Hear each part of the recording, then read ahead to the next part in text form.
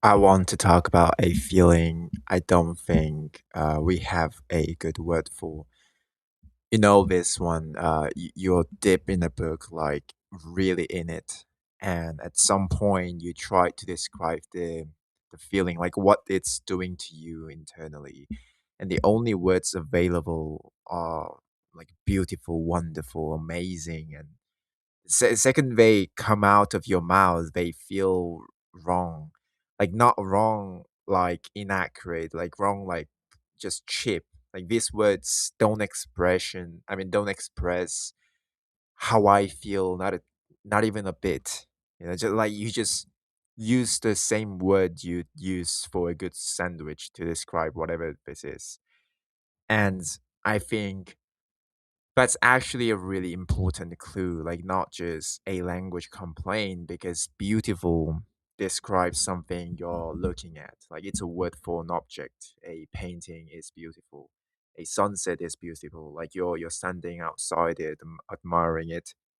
And when you're actually inside a book you really adore and love, you're not doing that. Like you're not just looking at it, like you're not admiring it from a distance. You're in it, completely in it. It's not an object anymore. It's a place you're temporarily living, or maybe more accurately, it's a version of you that only exists while you're reading. And that's the part I keep coming back to. Like when I'm really absorbed in something, and I don't mean just entertain, I mean absorbed, like the agency, like the highest form of attention, like losing yourself through the action. And I'm not the same person I am when when I put the book down. Like my concerns are different. What I care about is, I mean, in that hour is very different. Even the pace which I'm thinking is different. And no adjective in English language is built to describe like I'm temporarily became someone else for a while and it felt wonderful. Like we just don't have that word, so we grab beautiful, like because it's just the closest thing on the shelf from my understanding, from my vocabularies, and it doesn't really fit. And some part of us just knows that it doesn't fit. So like here's where it gets really interesting to me personally. That if that's true, if being inside a great book is less like looking at something and more like being a slightly different person for a while, then that explains something else, which is why finishing a book you loved like hurts in very specific, hard to name way. Because it's not sad the way like a sad movie is sad. Like it's not the plot grief. Oh no, this character died. Like kind of feeling. Of course, it hurts. It destroys me inside. But like it's quieter than that. It's more like you close the book and there's this feeling collapse. And for a while, I thought that collapse was just the story's over. I want more story out of this. I want more books. I want more little details out of this storyline. But I don't think that's actually what's happening.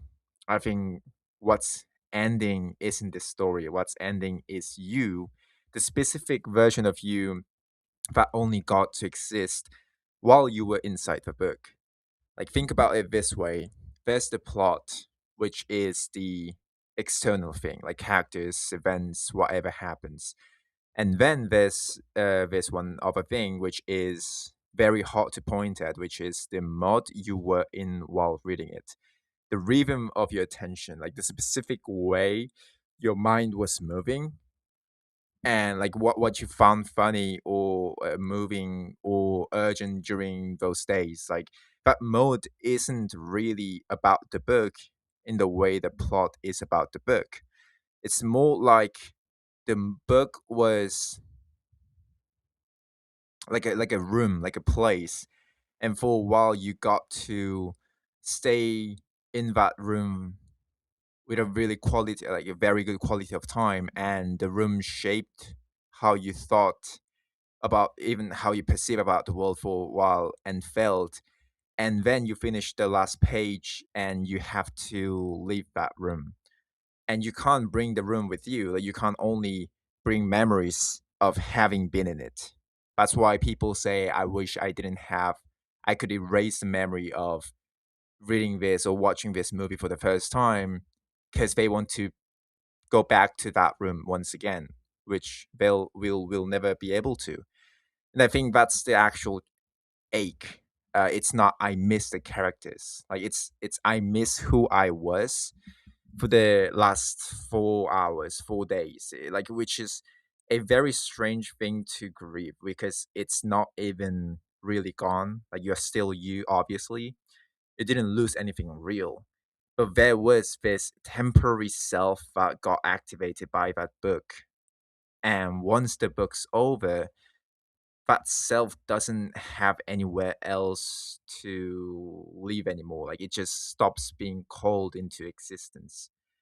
And this is where I think it connects to something I've talked about before, like this idea of the will tree, like attachment to the states rather than to things. Because I don't think we're actually that attached to books as objects. Like, nobody's mourning the physical pages, obviously. Like, what we're attached to is a a state, like a way of being, like that the book happened to produce inside us. The book is just a mechanism. Like, the thing we loved was the state, and the states by definition don't last. Like, they are not built to last. That's kind of what makes them states instead of traits, which raises a question I don't have a clean answer to, obviously, like just like the rest of my videos. Is it possible to reread the book and get that self back? I used to think, sort of yes, kind of, like, obviously just reread it, but I don't actually think like that's true anymore. I think when you reread the book you loved, you get the room back, like same walls, same furniture, you recognize everything, but you don't get the same person who first walked into that room, because that person only existed in relation to not knowing what was going to happen. So, first time reading has just this specific quality of discovery that just cannot be repeated, like, no matter how many times you go back. So, rereading gives you something really real, like nostalgia, comfort, a new little details that you missed, but it's not a resurrection, and it's more like a like visiting a place you used to live before. Familiar, sometimes moving, but you're a visitor now, like not a resident. Which I thought it as being one of the saddest moments after finishing a book, like rereading itself. But now that I think of it, because I love rereading. I love rereading ORV, my favorite novel. I love rereading some of the books that I read before, like The Stranger or Crime and Punishment. Like, it always gives me the new kind of vibes. Oh yes, like I loved this part. I'm always keep anticipating for that for some highlights that I have in my own mind, and keep running. Oh wait, did this happen before? I mean, this happened before that event. Like, just like I said, I'm catching up the small little details that I didn't catch before the first time, when I read it the first time. So now that I think of it, I think rereading is also an experience that you shouldn't miss if you're an actual reader or whatever you're watching, like it could be a movie or whatever. Yeah. So back to the main context, like maybe that's actually the honest way to think about this ache. Like, it's not really about the book at all. Like, it's a small specific instance of a much bigger thing, which is certain experiences build a version of you but can only exist while the experience is happening.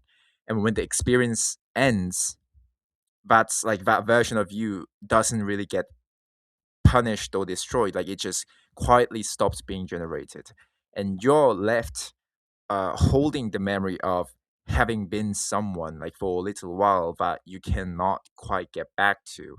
I don't think that's a tragedy, by the way. Like as I said, I actually think it might be sort of the whole part of reading, but it's one of the only reliable ways the I mean to have temporarily becoming someone slightly different than who we actually are.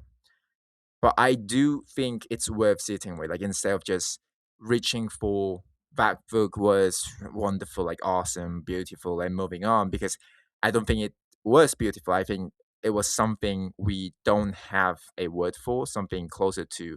For a few days or months or weeks, I got to be someone else, and I mourn the passing of him, and I miss him so much, being him. So yeah, that's about it in this video. Thank you guys for watching.